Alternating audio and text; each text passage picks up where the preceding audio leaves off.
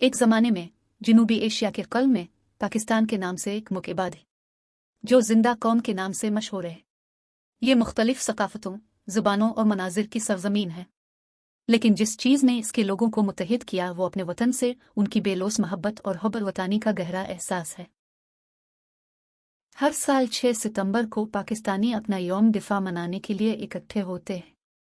ये एक ऐसा दिन था जो उनके दिलों में बहुत अहमियत रखता था, क्योंकि 1965 की पाक भारत जंग की सालगिरह का दिन था। एक ऐसा वक्त जब पाकिस्तान को अपनी खुद मुख्तारी का सरहद के करीब एक छोटे से गांव में अहमद नाम का एक लड़का रहता था। वो अपने दादा की बहादुरी की दास्तानें सुनते हुए बड़े हुए थे, जिन्होंने 1965 की जंग में बहादुरी से लड़ा था। इन कहानियों ने अहमद के अंदर एक चिंगारी को भड़का दिया था और वो हमेशा अपने दादा की तरह सिपाही बनने का ख्वाब देखता था। जैसे जैसे अहमद बड़ा हुआ, उसने स्कूल और जिस्मानी तरबियत दोनों में सख्त मेहनत की।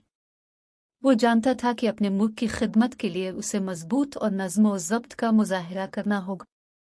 इनकी लगन ने उन्हें बावकार पाकिस्तान मिलिट्री एकेडमी में जगह दिलवाई। साल गुजर गए और एक यौम दिफा पर अहमद फ़ख्र से एक नौजवान अफसर की वर्दी पहने हुए थे। वो एक सरहदी चौकी पर तैनात थे, एक ऐसी जगह जो पाकिस्तान के दिफा के लिए इंतहाई अहम थी।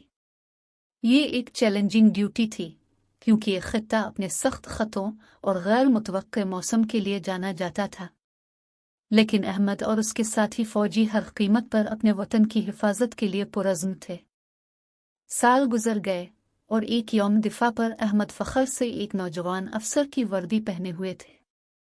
वो एक सरहदी चौकी पर तैनात थे, एक ऐसी जगह जो पाकिस्तान के दिफा के लिए इंतहाई अहम थी। ये एक चैलेंजिंग ड्यूटी थी, क्योंकि ये खित्ता अपने सख्त ख़तों और गैर मुतवक्के मौसम के लिए जाना जाता था।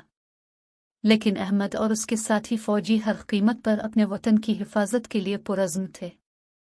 इस मखसूस यौम दिफा पर जैसे ही सूरज गुरूब होने लगा, एक पैगाम आया कि सरहद के इस पार गैर मामूली सरगर्मी है। अहमद और उसके साथी तेजी से हरकत में आ गए, गैर मुतवक्के तौर पर तैयारी करते हुए। वो जानते थे कि दुश्मन उनकी मुल्क की खुद मुख्तारी को चैलेंज करने का कोई मौका हाथ से जाने नहीं देगा।